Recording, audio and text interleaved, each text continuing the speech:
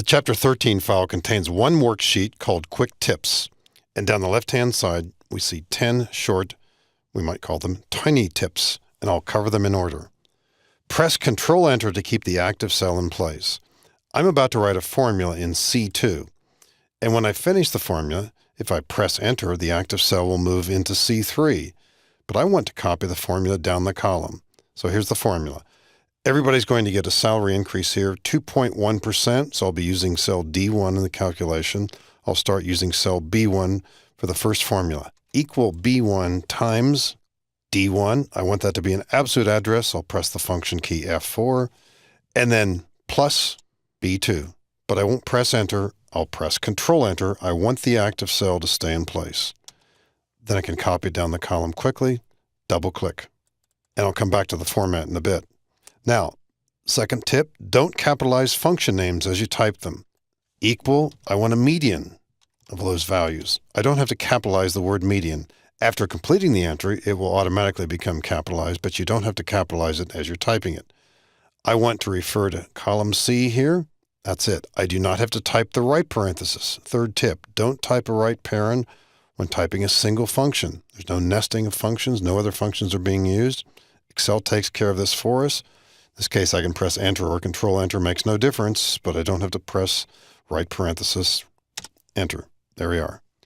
Don't use the collapse button in dialog boxes. Tip number 4. You might not even be aware of this feature. I'm selecting column K, and I'm going to set up a data validation rule for a pick list to use the items that are currently visible in column M. So, Data tab, Data Validation, Settings, Allow, List. I'm going to click in the source panel. Now, if the data validation dialog box were somehow overlapping the data, perhaps there would be a reason to use this button here called collapse. We don't see a pop-up here, but that's the collapse button. It does this, and then we can bring it back again. But if this is out of the way a little bit, or at least we can see a portion of what we need to highlight, there's no reason to use this button. What do we do when we click in the source panel? Go highlight the data. And the dialog box collapses automatically as we're highlighting the data. Let go, click OK, and now this is working. If you've never used the feature, it's a great one. I'll just pick this. I don't type a thing.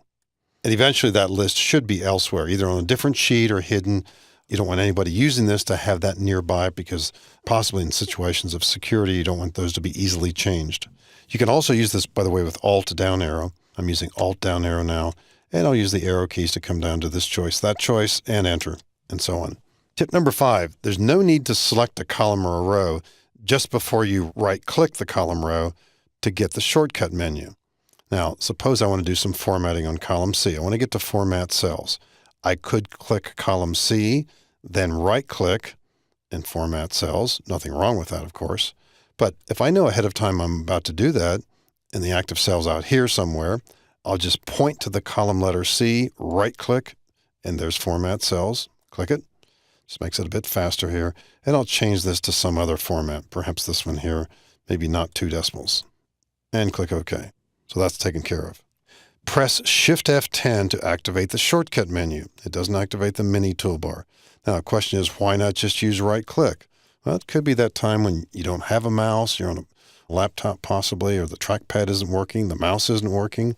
I might want to get to the shortcut menu, first highlighting these cells. You can highlight cells quickly with the Shift key if you want to select cells. Maybe the mouse isn't working.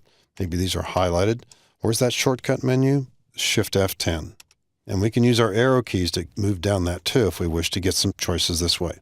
So although you might not need this feature very often, Shift F10 can occasionally come in handy to activate the shortcut menu. If you need to format cells, select them and then right-click the cells to activate the mini toolbar. For example, I could change the format of these by going to some features on the Home tab, which isn't always active, but even if it is, I have to move away from the data, so to speak.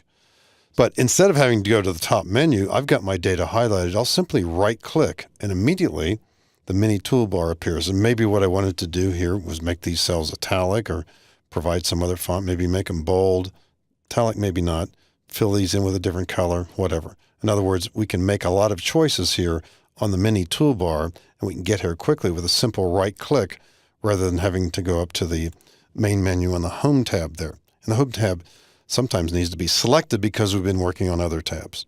So a simple right-click activates the mini toolbar. If you want to go full screen at any time, Control-Shift-F1 gives us more working space. Sometimes we're looking at large lists. That makes it fast and easier to see more data.